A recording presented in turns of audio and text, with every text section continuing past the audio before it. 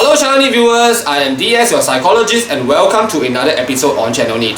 So in this episode, I'm going to talk about my last significant relationship, and that is with an ISTJ.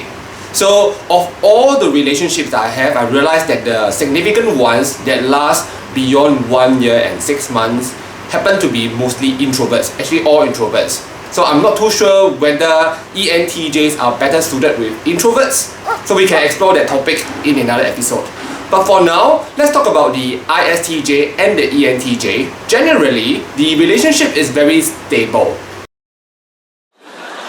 So with the ISTJ, we actually have a very grounded, realistic relationship. So there is a lot of things that we do as a couple that other couples also do, like going to the movies, going out for meals, and we make it a point to have a date night every Saturday.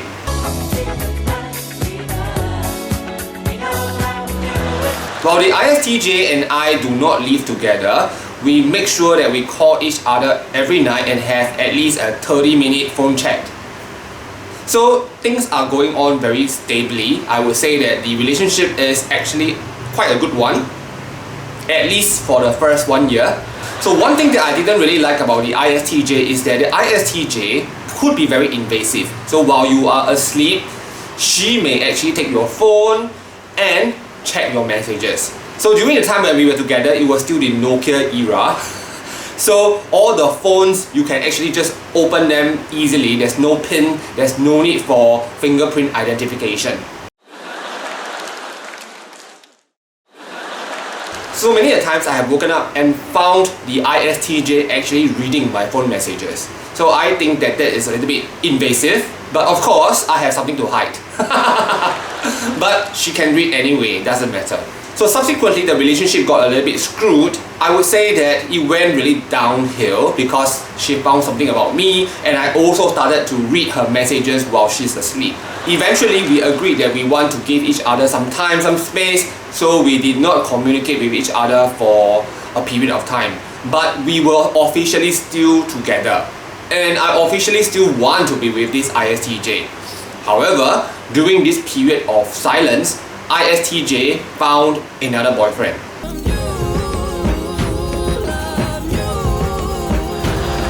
What I'm really angry about the situation is not that she has found another boyfriend. There are two things that I'm really upset about. First, she posted pictures of them together very blatantly, so it's very obvious that the pictures showed that they are an item. So I was waiting for her to tell me that things are already over between us, but she did not. I think she dragged until 9 months later. So I was waiting for her for 9 months. So when I'm analyzing the situation, I think this might be an ISTJ trait, but I found that the INTJ could also be like that. So it could be the problem of TE auxiliaries. So TE auxiliaries like backup plan.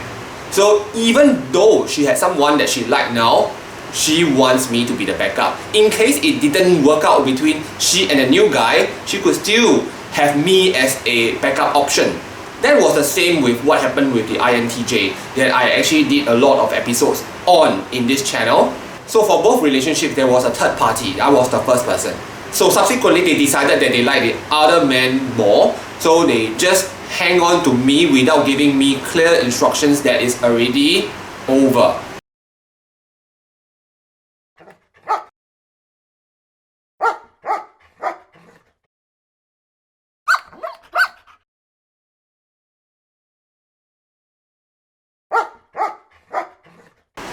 So from my point of view, ISTJ wants to collect evidence. Okay, she wants to be very doubly sure that the new person is the one.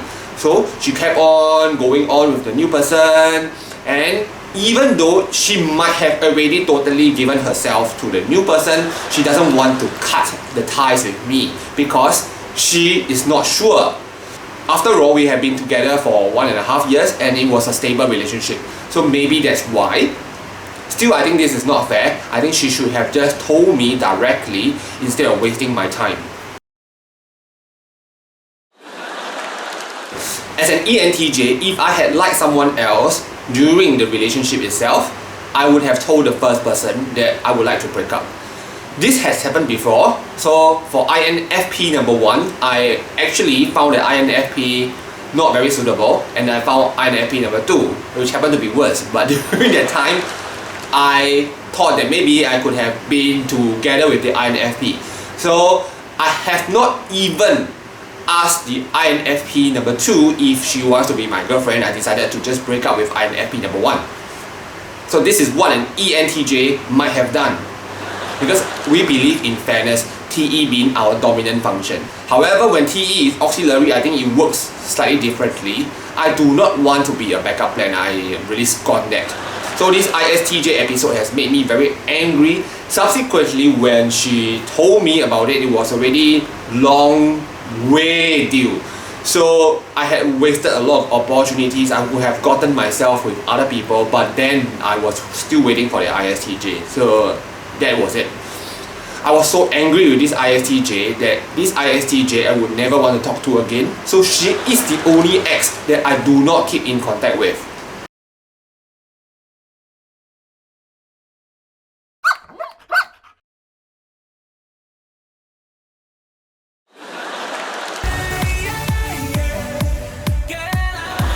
So viewers, have you experienced similar problems with the ISTJ or even the INTJ, that you are being led on, or they just have you there as a backup plan even when they are no longer with you or aligned with you?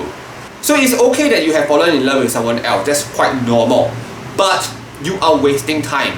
So you're wasting my time, and that's inefficient. My time is very precious. So I wish the INTJ and the ISTJ could have taken a bigger risk. If you had fallen in love with someone else, then just cut this relationship and then go and pursue the relationship. If it fails, then it is your problem.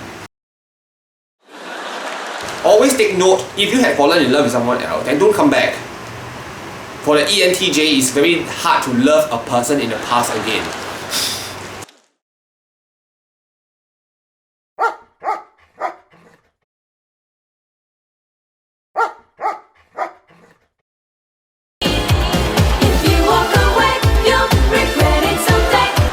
Anyway, do comment below if you have similar experiences. If you are new to our channel, do consider subscribing so that we can bring you more ENTJ, MBTI and fun stuff. Okay, I am going to sign off now, and I'll see you in our next episode. Bye bye!